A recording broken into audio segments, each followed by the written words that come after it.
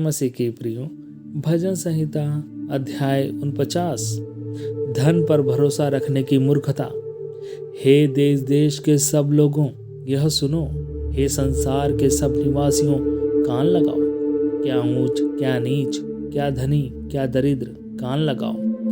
मेरे मुंह से बुद्धि की बातें निकलेगी और मेरे हृदय की बातें समझ की होगी। मैं नीति वचन की ओर अपना कान लगाऊंगा। मैं बीना बजाते हुए अपनी गुप्त बातें प्रकाशित करूंगा।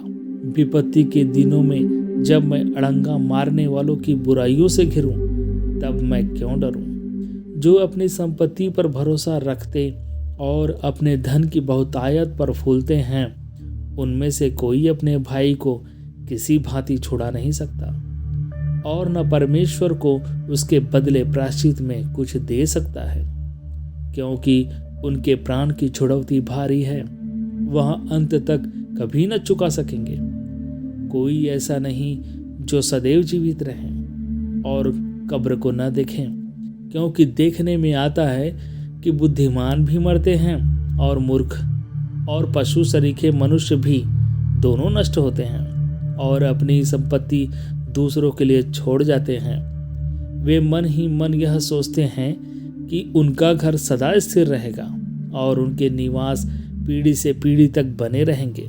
इसीलिए वे अपनी अपनी भूमि का नाम अपने अपने नाम पर रखते हैं। परंतु मनुष्य प्रतिष्ठा पाकर भी स्थिर नहीं रहता।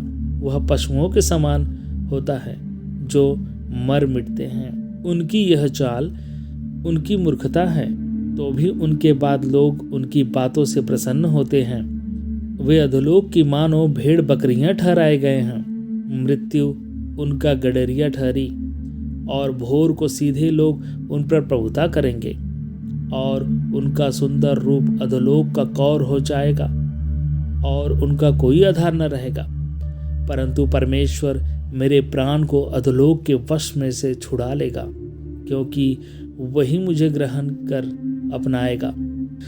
जब कोई धनी हो जाए और उसके घर का वैभव बढ़ जाए, तब तो भय न खाना, क्योंकि वह मरकर कुछ भी साथ न ले जाएगा।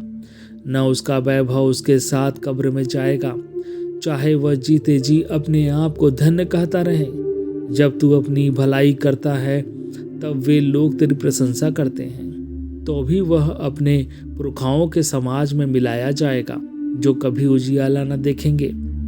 मनुष्य चाहे प्रतिष्ठित भी हो, परंतु यदि वे समझ नहीं रखते, तो वे पशु के समान हैं जो मर मिटते हैं। परमेश्वर सबको आशीष दे प्रियो। जय मसीह की।